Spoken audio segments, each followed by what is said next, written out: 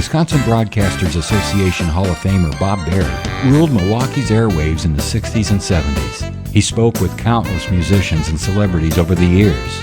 Bob collected remarkable recordings of these encounters, which he's now sharing with the public. Here's Bob. Most of you will remember Michael McKean as the annoying neighbor Lenny Kosnowski in Laverne and Shirley. He was also David Hubbins, lead vocalist in the fictional rock band Spinal Tap. And most recently, he played Chuck McGill, Saul's paranoid brother, on Better Call Saul, for which he won a primetime Emmy Award. Michael has appeared in many films, TV shows, and on Broadway. Mike McKean is on the air with us right now. You all know him as Squiggy's pal on Laverne and Shirley, the duck-tailed buffoon. Something like that, anyway. I got to say it, so they recognize you, right? Yeah. First you would play in an orchestra, doesn't it? Yeah, right, that's it. How did Lenny get didn't he have, was it Kosnowski first and then... No, I'll tell you, you can see in some texts that it used to be Kalowski and became Kosnowski, but it was always Kosnowski. It's just that in the very first script, they wrote it as Kalowski in the cast, and that's the only time it appeared anywhere until someone researching the show saw that script as as the gospel, and it's just it with one misprint became history. So don't believe everything you read. Now, this was a spin-off. So Laverne and Shirley was a spin-off of Happy Days and became #1 in the 77-78 season. Did you ever think that this show would be as big as Happy Days? No. My wife was the only one who really said, she came to the taping of the initial filming of the first show, and we were all convinced that it was going to flop. The whole cast was, we had kind of gotten to know each other, and we really liked each other, and so... Just when we were starting to shoot the first moment of the first scene, Cindy turned to everybody and said, "Look, this isn't going to go, but we all kind of like each other. Let's open up a car wash or something so we can keep working together." So, my wife saw that filming and she said, "No, this is going to be a hit," and so she was the only one.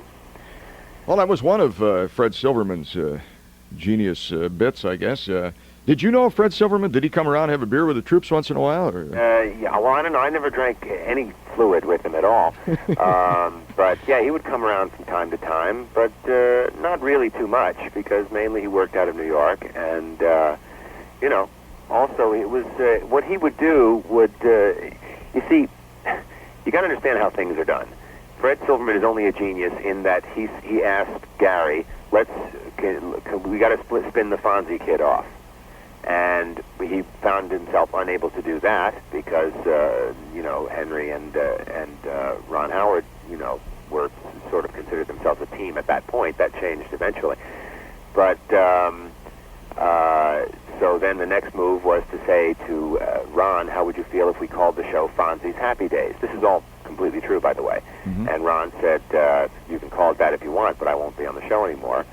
So they didn't do that. So instead... what they did was they invented a new show, and it was Penny and Cindy, who had appeared on an episode of Happy Days as a couple of other side of the track girls. And so what Fred got instead was another spin-off of Happy Days, Laverne and Shirley, and he was happy with that. So Fred Silverman didn't have much to do with it creatively, as he never does, really. And the reruns and the residuals keep it coming. Yeah, they get real little, though. I mean, you'd be amazed. It's funny that Laverne and Shirley is supposed to take place in Milwaukee, but you guys never got to not much anyway, huh? Well, actually, David and I did. We got there in around '78, I think. We went and we appeared at an auto show or a recreational vehicle show or something. Right.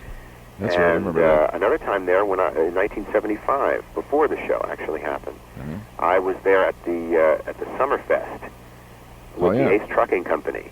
Right, sure. And played on a bill with Ella Fitzgerald and Chuck Berry, something I'll never forget. I guess. Well, I haven't been to Milwaukee in a donkey's age, I must say, and I always have a good time when I go there. I always meet real nice people, and I always manage to get down a couple of bratwursts, but no beer, huh? Well, I don't drink beer anymore. I stopped drinking beer in 1973, which was when the slump in the beer economy That much, huh? Yeah. Okay. Thanks. Well, I've worked on the radio many times, so then I got smart.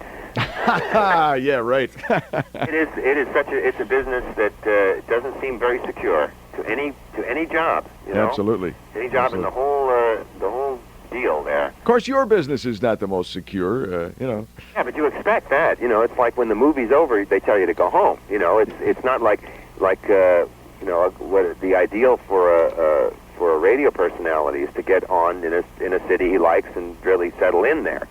But it's just so temporary. I mean, I don't know whether it's like that there, but certainly on the coast, it was my head was spinning.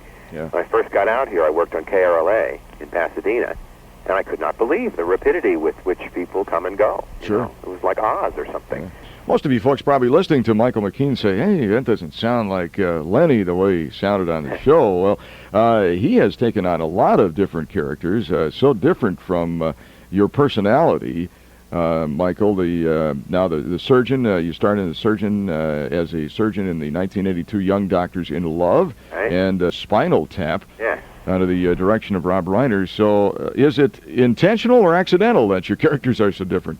Well, it's I'm just lucky. That's all. I think it has always been my intention to be a different person every time, mainly because you know, when I first started acting when I was 14 years old or so, one of the major attractions was, gee, you can be all these different people, and you can really take on their characteristics and their beliefs and their prejudices and their feelings, leaving your own aside for a while and really getting into somebody else's skin. That has always seemed to be kind of attractive to me, and especially when they're funny people, because, like you say, they're buffoons, you know. But people aren't laughing at me; they're laughing at this character that I've set up in the position of clown. And you know, maybe I stay a little bit safe. Maybe that's something for me and my analyst to figure out.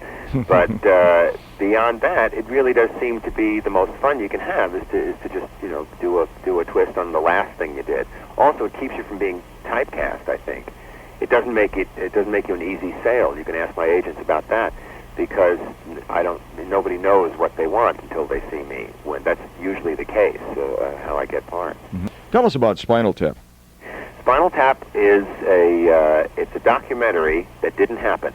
It's Rob Reiner, who is the director of the actual film, plays a director named Martin DeBerge, who has gone on the road to make a documentary film with his favorite heavy metal rock and roll band, Spinal Tap, who have been together for about 17 years at this point, and are just about on the verge of internal collapse, helped along by some meddling girlfriends and some duplicitous managers and a record company that doesn't particularly care whether they live or die.